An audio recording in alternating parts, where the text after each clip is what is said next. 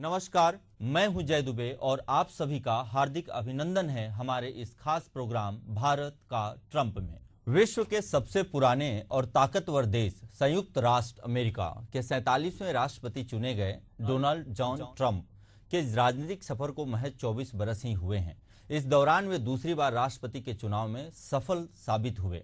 इससे पहले अमेरिका के 45वें राष्ट्रपति का ताज भी ट्रंप के सिर पर बंधा था। मूलतः व्यवसायिक घराने से संबंध रखने वाले ट्रंप का जन्म 14 जून 1946 को क्वींस सिटी, न्यूयॉर्क में हुआ था। प्राथमिक शिक्षा के बाद ट्रंप ने अर्थशास्त्र विषय में स्नातक की उपाधि हासिल की। इसके बाद पिता ने पूरा कारोबार का जिम्मा डोनाल्ड ट्रंप के कंधों पर सौंप दिया। संयुक्त राष्ट्र संघ अमेरिका के दूसरी बार राष्ट्राध्यक्ष चुने गए डोनाल्ड शुरू से ही महत्वाकांक्षी थे। 1971 में उनके पिता ने उन्हें परिवार के रियल एस्टेट व्यवसाय का अध्यक्ष नियुक्त किया। इसके बाद ट्रंप ने व्यवसाय का नाम बदलकर ट्रंप ऑर्गेनाइजेशन कर दिया और अपना ध्यान गगनचुंबी इमारतों, होटलों, कैसीनो और गोल्फ कोर्स के निर्माण और नवीनीकरण पर केंद्रित कर दिया।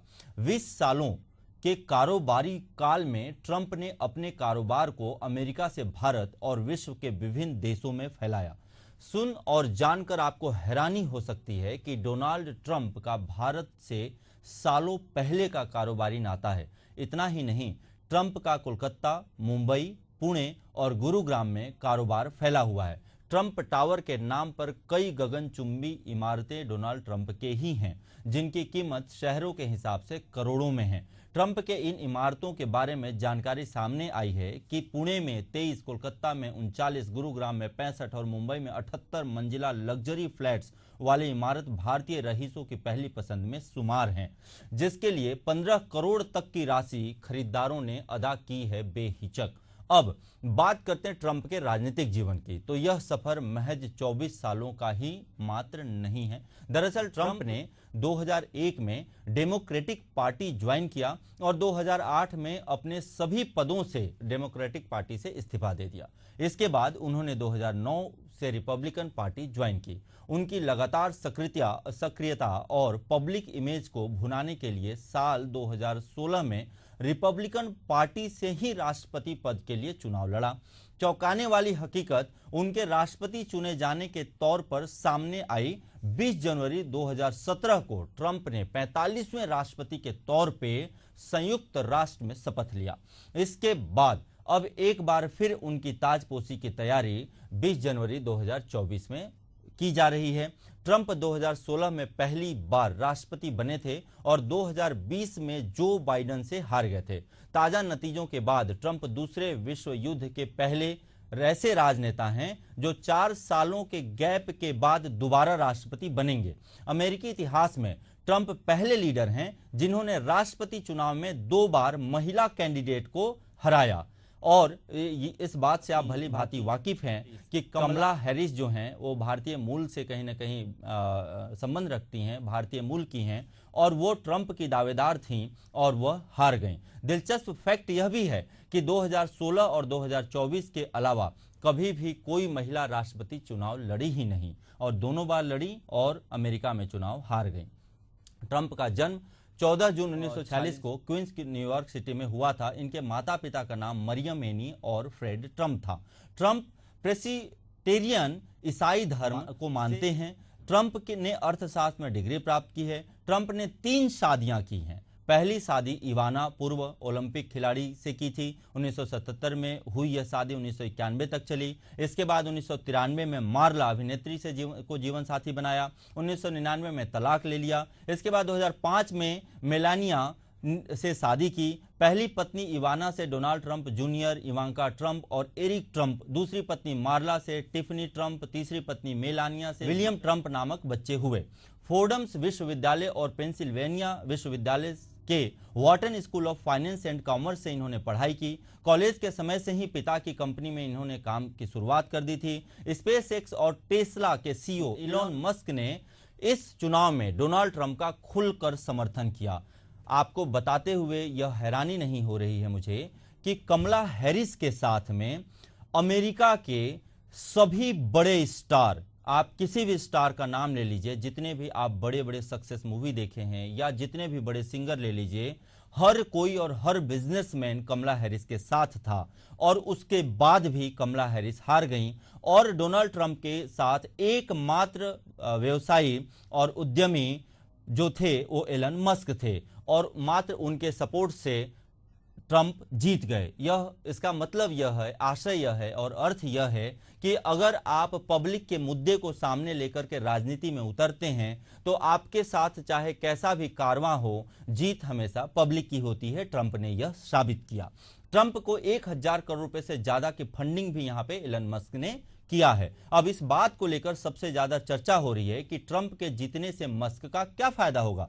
मस्क की कंपनी स्पेस एक्स को सबसे ज्यादा लाभ मिल सकता है, कॉन्ट्रैक्ट की संख्या बढ़ेगी, मस्क की कंपनी को हो रही कानूनी अड़चनें कम होगी। अभी मस्क की कंपनियों पर 19 मुकदमे चल रहे हैं। हो सकता है कि इन मुकदमों में बहुत हद तक ट्रंप के कारण उन्हें राहत मिलेगी।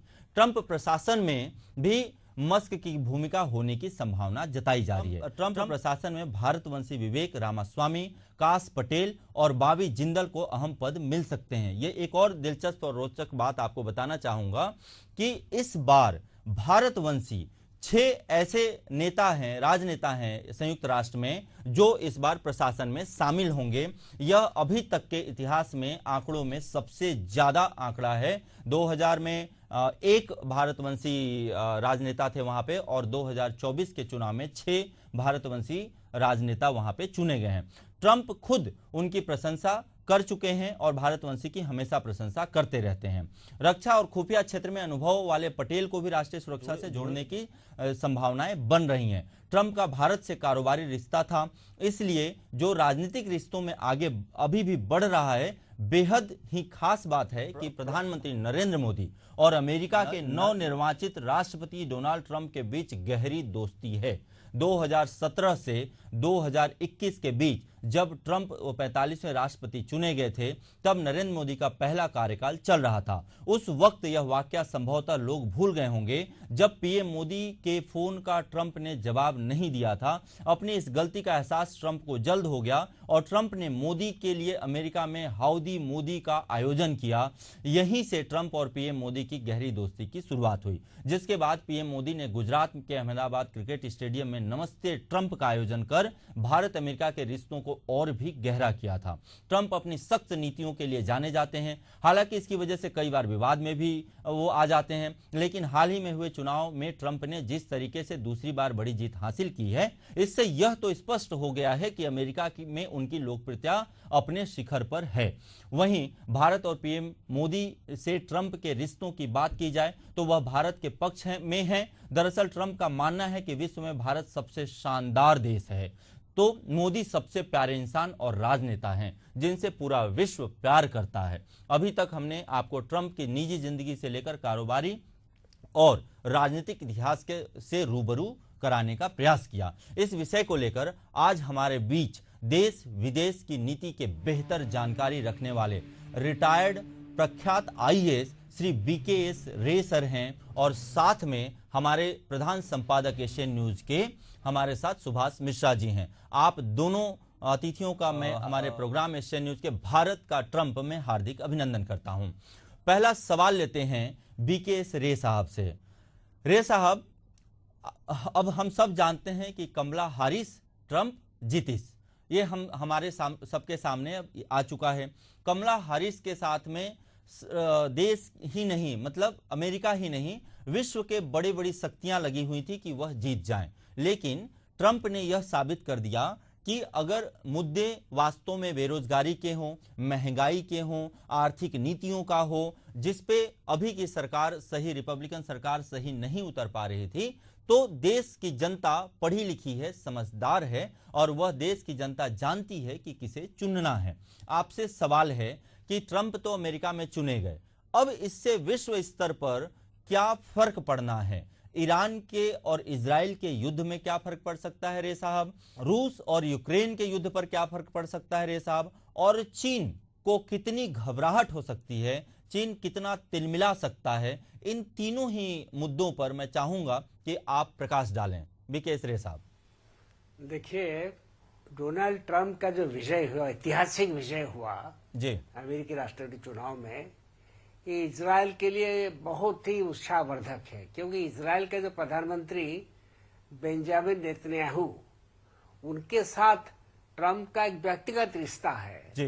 बेंजामिन नेतन्याहू को पूर्व राष्ट्रपति, जो राष्ट्रपति है, जो बाइडेन, डेमोक्रेटिक राष्ट्रपति, जी। उनका समर्थन तो जरूर था। जी। लेकिन कभी कभी जो बाइडेन बेंजामिन नेतन्याहू को रोकने के लिए भी प्रयास किया था, परंतु वो स्थिति थोड़ा अलग हो जाएगी, क्योंकि बेंजामिन नेतन्याहू और डोनाल्ड ट्रंप के बीच में रिश्ता बहुत गहरा है।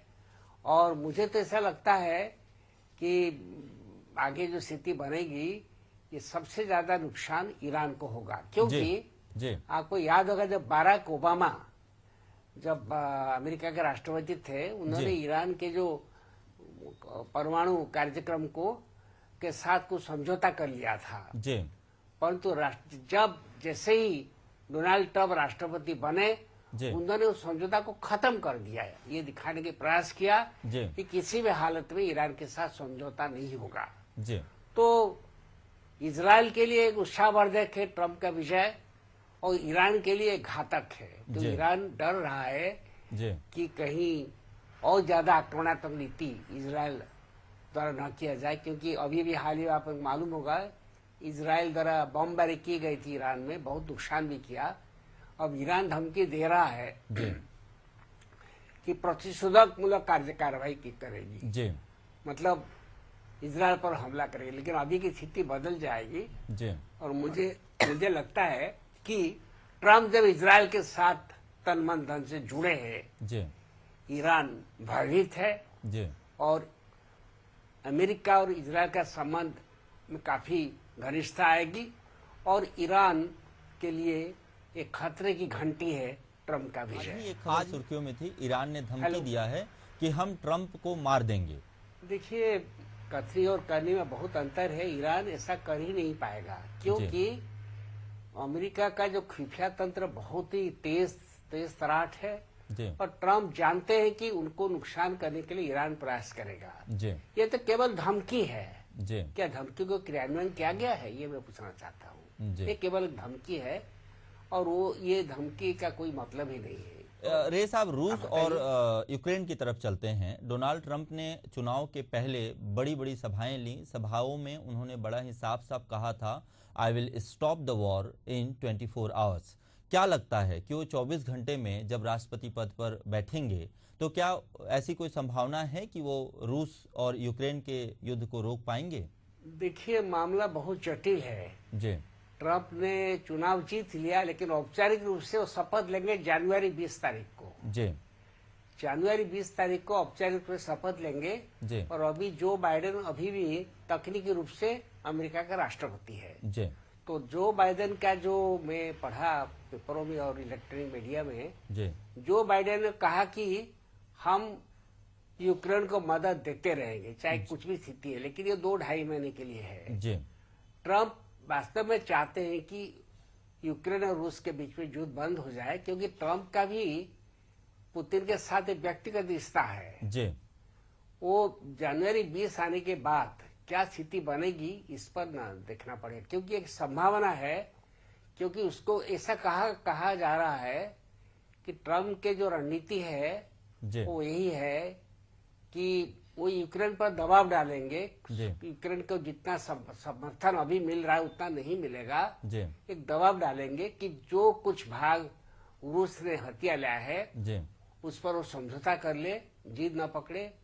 और ये भी रूस को कहेगा, जो कर्ज सीरिया में यूक्रेन ने कुछ रूस के जो जगह अख्तियार कर लिया है, अपने कब्जे में ले लिया है, उस पर भी रूस को कहेंगे आप उसका विरोध ना करें। और एक और बड़ी बात बताना चाहूंगा मैं आपको रे साहब, कि इसको बहुत बड़ा मुद्दा बनाया था डोनाल्ड ट्रंप ने। उन्होंने कहा था कि 5 लाख करोड़ रुपए यूक्रेन को अभी तक हम पैसा दे चुके हैं युद्ध स्टार्ट होने से, जिसके कारण आर्थिक बदहाली की स्थिति अमेरिका में बन रही है। तो हम किसी और 2 देशों की लड़ाई में अपनी स्थिति को खराब क्यों करें? इस तरह के बयान भी दे चुके हैं और इसको मुद्दा भी बनाया था डोनाल्ड ट्रंप ने। और उन्होंने कहा था कि मैं मतलब सहायता देना बंद करूंगा और स्टॉप करवा दूंगा 24 घंटे के अंदर।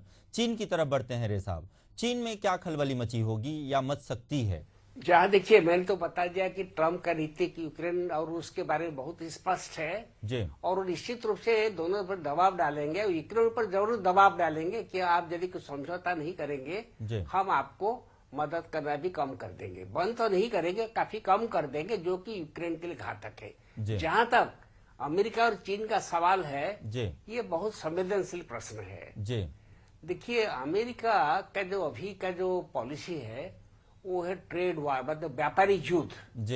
तो ये ट्रंप ने कह दिया है कि यदि वो सत्ता में आएंगे तो जो चीन से जो माल अमेरिका आता है उस पर वो 60% तारीफ लगा देंगे, 60% तारीफ बढ़ा देंगे। चीन का माल यदि हाँ, ये उन्होंने कहा है, अभी तक किया नहीं है, वो ये बार बार कहा यदि इतना बड़ा तारीफ लगाएंगे तो चीन आर्थिक रूप से अस्त व्यस्त हो जाएगा, बहुत बड़ी मार पड़ेगा चीन के ऊपर। क्योंकि और ये चीन के जो अंदर जो राजनीति के ऊपर भी, सामाजिक जीवन पर भी काफी असर पड़ेगा। तो ट्रंप चीन के साथ युद्ध डायरेक्टली नहीं करना चाहेंगे। वो चाहते हैं कि युद्ध से नहीं, चीन को व्यापारिक दबाव से चीन को हम मात दे सकते हैं। तो यदि चीन का जो चीन से जो यहाँ आता है अमेरिका को माल, उस पर यदि 60% तारीफ लगा देते हैं तो मुझे भय है कि चीन भारी संकट का सामना करना पड़ेगा। अगला सवाल लेते हैं। इसीलिए आपने देखा होगा। अरे साहब बताएं प्लीज। हाँ, मैं ये कहना चाहता हूँ कि चीन और अमेरिका बीच में जो संबंध है वो हमेशा तनावपूर्ण रहा है। परंतु ताइवान के प्रश्न पर थोड़ा डोनाल्ड ट्रंप का रुख अलग है। वो ताइवान को भी कहते हैं कि तुम अपने को मजबूत बनाओ, स्वयं की सुरक्षा पर ध्यान दो, हम व्यापारिक मुद्दों को लेकर के चीन को अस्त व्यस्त कर देंगे। यदि चीन से आयातित माल पर 60% तारीफ लगाया जाता है, शुल्क लगाया जाता है, तारीफ तो शुल्क लगाया जाता है, तो चीन के लिए एक खतरे की घंटी है। इसीलिए आपने देखा होगा जैसे ट्रंप ने चुनाव जीत लिया, जिस उत्साह के साथ चीन के राष्ट्रपति शी जिनपिंग ने ट्रंप को स्वागत किया, ट्रंप के बारे में बहुत अच्छा कहा, वो हमारे बड़ा मित्र है, ये चीन के लिए एक शुभ संकेत है। चीन भयभीत है। ट्रंप के विजय के बाद चीन भयभीत है, क्योंकि चीन के राष्ट्रपति शी जिनपिंग का अनुमान है कि ट्रंप आर्थिक रूप से चीन को पूरा पंगु बना देंगे, ध्वस्त कर देंगे, ये भय है। अगला सवाल लेते हैं हमारे प्रधान संपादक सुभाष मिश्रा जी से। सुभाष मिश्रा जी, समझना चाहेंगे आपसे, मोदी और डोनाल्ड ट्रंप गहरे मित्र हैं। 2017 के बाद उनकी जो मित्रता गहराई वो बहुत अच्छी रही और दोनों एक दूसरे को बहुत सपोर्ट करते नजर आए। कई मायनों में और कई जगह हमने ऐसा देखा, कई सम्मेलन में हमने ऐसा देखा कि लोगों के भीड़ से हट के दोनों नेता आपस में कुछ न कुछ गुफ्तगू करते, हंसते, मुस्कुराते, खिलखिलाते देखे गए, जिससे कि यह क्लियर रहा कि दोनों के बीच में एक अच्छी गहरी दोस्ती और सोच समझ बन गई है। क्या लगता है आपको कि अब जब डोनाल्ड ट्रंप वापस से राष्ट्रपति बनेंगे तो प्रधानमंत्री नरेंद्र मोदी का भी कार्यकाल अभी 4.5 साल बचा हुआ है और अब राष्ट्रपति भी वो कंप्लीट 4 साल के लिए रहेंगे अपने डोनाल्ड ट्रंप, तो क्या लगता है आपको कि यह हम भारत के लिए, जो हमारा प्रोग्राम का नाम भी है भारत का ट्रंप, यह भारत के लिए भारत का ट्रंप कैसे साबित होगा? देखिए जय जी, दरअसल जो मोदी हैं और ट्रंप हैं जी, वो वैचारिक रूप से जो जिसको कहते हैं राष्ट्रवाद जी, इस पर वो दोनों की राजनीति है जी। वो अगर अमेरिका में नस्लवाद के खिलाफ अगर हमने देखा कि डोनाल्ड ट्रंप ने जिस तरह की बात की, कई बार मोदी जी यहाँ के चुनाव में उसी तरह की बात करते हैं, तो वैचारिक स्तर पे देखें तो वो दोनों आसपास दिखते हैं। दूसरी बात कि अमेरिका में जिस तरह की भारतीय समुदाय है, या जैसा कि अभी रे साहब कह रहे थे कि चीन का व्यापार, भारत जो है आज की तारीख में सबसे बड़ी आबादी है और भारत में जिस तरह का व्यापार है वो व्यापार कहीं ना कहीं अमेरिका जानता है कि ये बहुत बड़ा उपभोक्ता समाज है। तो निश्चित रूप से अगर हम डोनाल्ड ट्रंप की बात करें तो गुड़गांव से लेके दिल्ली से लेकर पूना से लेके बंबई तक में उनका खुद का अपना व्यापार फैला हुआ है और उनके लिए एक सबसे बड़ा उपभोक्ता बाजार भारत है। चीन जो हमारा पड़ोसी राष्ट्र है, जिससे हमारे बहुत अच्छे संबंध नहीं है, और चीन कहीं ना कहीं अमेरिका जानता है कि आर्थिक रूप से जो अभी बात कर रही थी कि ट्रेड वार हुआ, तो ट्रेड वार में अगर चीन को कमजोर करना है तो भी भारत की जरूरत है, पाकिस्तान को दबा के रखना है तो भी भारत की जरूरत है। तो भारत अगर हम एशिया में देखें तो यदि एशिया मुल्क में अमेरिका को, चूंकि अमेरिका को भी जो है केवल डोनाल्ड ट्रंप नहीं चला रहे, बहुत सारे कारपोरेट चलाते हैं जिन्होंने चंदा दिया है और जो बहुत सारे उनके साथ होंगे। ये अलग बात है कि बहुत सारे सेलिब्रिटी जो है कमला हैरिस के साथ थे, पर पता नहीं क्यों हम ये बात समझ नहीं पा रहे हैं कि अमेरिका जैसे देश में जो महिला है वो एक भी बार अभी तक वहां पर राष्ट्रपति नहीं बनी। तो हो सकता है कि उस देश की मानसिकता में हो कि हम महिलाओं को अभी भी वो उस लेवल पे नहीं समझते हैं कि वो पूरी तरह से देश को संभाले।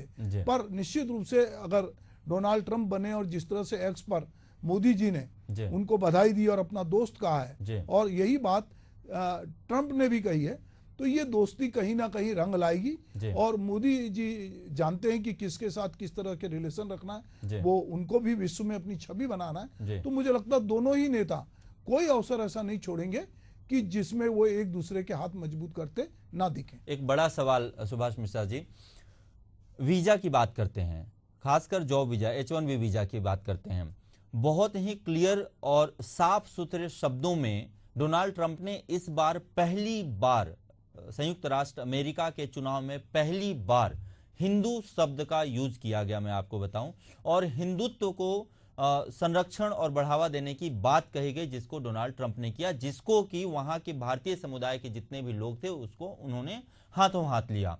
क्या उम्मीद है, जो कि वीजा एक सबसे बड़ा संकट है, बहुत सारे भारतीय अमेरिका जाना चाहते हैं, बहुत सारे को ख्वाबों में सपनों में है कि वो अमेरिका जाएं और वहां जाके जॉब करें, क्या आपको लगता है कि कुछ नीतियों में और जो भी नियमावली है उसमें कुछ बरती जाएगी जिससे कुछ समाधान मिलेगा, या कुछ ईज ऑफ प्रोसेस किया जाएगा H1B वीजा में? देखो, दरअसल जो हिंदू की बात थी वो बांग्लादेश में जिस तरह से हिंदुओं पे हमले हुए थे उसको लेकर डोनाल्ड ट्रंप ने ये बात की थी कि बांग्लादेश में जो हिंदुओं के साथ हो रहा है वो ठीक नहीं हो रहा है, दूसरी बातचीत की थी। और जैसा कि मैंने कहा कि पूरे दुनिया में इस समय भारत के लोग सब जगह हैं, अमेरिका में, पर जब आएगी अपने देश के हित की बात, तो जब वो अपने ही देश में अपने अश्वेत लोगों को जो है वो उस तरह से तवज्जो नहीं दे रहे हैं, तो जब स्थानीय राजनीति आती है और वहां की बेरोजगारी की बात आएगी या वहां के लोगों की बात आएगी, तो कहीं ना कहीं ऐसा नहीं होगा कि वो भर भर के, जैसा आपने कहा कि हर भारत में जो पढ़ा लिखा आदमी, जो खास करके सॉफ्टवेयर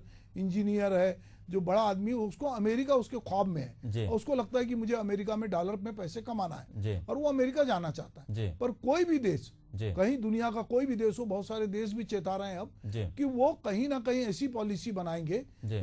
अगर हम ब्रिटेन को भी देख रहे हैं कि अब वो धीरे धीरे बहुत सारे देश ये बात कर रहे हैं कि आप हमारे देश में, हम अपने देश में क्या बात कर रहे हैं, हम भी तो यही बात कर रहे हैं कि बांग्लादेशी नहीं चाहिए हमको वो नहीं चाहिए, हमारे देश में हमको अपना रोजगार चाहिए। तो ठीक है, मित्रता अपनी जगह होगी, पर मुझे लगता है कि वो बहुत उदार होके वीजा देंगे ऐसा तो मुझे नहीं दिखता है। अगला सवाल लेते हैं रे साहब से। एक और सवाल आपसे करना चाहेंगे रे सर, भारत के लिए ट्रंप जो हैं, वो भारत का ट्रंप क्या क्या करके साबित हो सकते हैं? देखिए, अभी जो विश्व राजनीति की जो स्थिति है, विश्व में जिस प्रकार तनाव बढ़ रहा है, भारत को ट्रंप का जरूरत है। और ट्रंप जानते हैं कि भारत और चीन कभी कभी साथ साथ नहीं चल सकते, भले बातचीत होती रहेगी, क्योंकि भारत और चीन के बीच में मूलभूत अंतर है, उनके विचारधारा में अंतर है, उनके व्यवहार में अंतर है। तो ट्रंप को चाहिए एशिया पैसिफिक क्षेत्र में भारत का सपोर्ट ट्रंप को चाहिए। तो अभी क्या स्थिति बन रही, मैं जैसा अनुमान लगा रहा हूं, एक तरफ हो जाएंगे ऑस्ट्रेलिया, जापान, दक्षिण कोरिया और भारत, ये चारों का एक संगठित जो गुट होगा, ये चीन के खिलाफ काम करेगा। और ट्रंप इस स्थिति को किस प्रकार हैंडल करेंगे, किस प्रकार करेंगे, वो तो आगे देखने की बात है। परंतु जब चीन और भारत के बीच में कोई किसी को सपोर्ट देना है, तो ट्रंप हमेशा भारत के लिए रहेंगे। एक्चुअली भारत में उपभोक्ता जो बाजार है बहुत बड़ा है। दूसरी बात है, ट्रंप और नरेंद्र मोदी जी के बीच एक व्यक्तिगत संबंध है, रिश्ता है, जो कि ट्रंप और चीन के राष्ट्रपति शी जिनपिंग के बीच में नहीं है। और एक स्थिति भी आ रही है कि भारत, इजरायल और अमेरिका, ये तीनों भी नजदीक आ सकते हैं जी। तो ट्रंप को भारत की जरूरत है, वो भारत को ट्रंप का भी, क्योंकि नरेंद्र मोदी जानते हैं कि अमेरिका में काफी भारतीय है जिन्होंने अमेरिका के आर्थिक तरक्की के लिए काम किया है, काम भी अभी कर रहे हैं जी। तो अमेरिका के सहायता से, अमेरिका की सद्भावना से नरेंद्र मोदी भी चाहेंगे कि भारत का आर्थिक विकास हो। और मुझे ऐसा लगता है कि जैसे जैसे ट्रंप और मोदी एक दूसरे के नजदीक हो जाएंगे और अधिक नजदीक हो जाएंगे जी। तो भारत के लिए आर्थिक दृष्टि से शुभ संकेत है। परंतु मेरा साथ साथ यह भी कहना है, ट्रंप की जो विचारधारा जी, उसको cannot be taken for granted, जी, क्योंकि ट्रंप कभी कभी बदल भी सकते हैं। रे साहब, बहुत बहुत धन्यवाद। समय की बाध्यता है, मैं बहुत ही शुक्रगुजार हूं, धन्यवाद ज्ञापित करता हूं आपको। आपने अपना बहुत बहुमूल्य समय निकाला और हमारे प्रोग्राम मुद्दा में शामिल हुए। और इस प्रोग्राम में सुभाष मिश्रा जी, आपका भी बहुत बहुत धन्यवाद। आप दोनों ने समय निकालकर बहुत ही अच्छे और बहुत ही सजे ढंग से अपने व्यक्तिगत विचार इस मुद्दे पर रखा, भारत का ट्रंप। आखिर बहुत बड़ी बात है। बहरहाल यह देखने का विषय होगा, इसमें कहीं कोई दो राय नहीं है कि संयुक्त राष्ट्र अमेरिका विश्व की सबसे बड़ी शक्ति है हर हिसाब से आज की स्थिति में। भारत के लिए यह एक अवसर बन सकता है। ट्रंप और मोदी के कार्यकाल संपूर्ण मिलेंगे, यह कैसे अवसर बन सकता है और भारत तीसरी सबसे बड़ी अर्थव्यवस्था कैसे बन सकती है यह देखने का विषय होगा। ऐसे में पीएम मोदी की रणनीति और राष्ट्रपति ट्रंप से दोस्ती भारत के भविष्य के लिए बेहद जरूरी भी है। इस खास मसले पर चर्चा को यहीं विराम देते हैं और उम्मीद करते हैं कि भारत का ट्रंप वास्तव में डोनाल्ड ट्रंप साबित हों और आने वाले भविष्य में यहां से अमेरिका जाने के लिए, खासकर भारत से अमेरिका जाने के लिए मोदी और ट्रंप के बीच में कुछ ऐसे नियमावली हों या कुछ ऐसे उदारवादी नीति बने जिससे आसानी से भारतीय मुल्क के लोग अमेरिका में जा सकें और जॉब या व्यापार कर सकें। इसी के बीच में हमारे सभी एशियन न्यूज के दर्शकों का बहुत बहुत धन्यवाद इस खास प्रोग्राम को देखने के लिए। बने रहिए हमारे साथ। नमस्कार।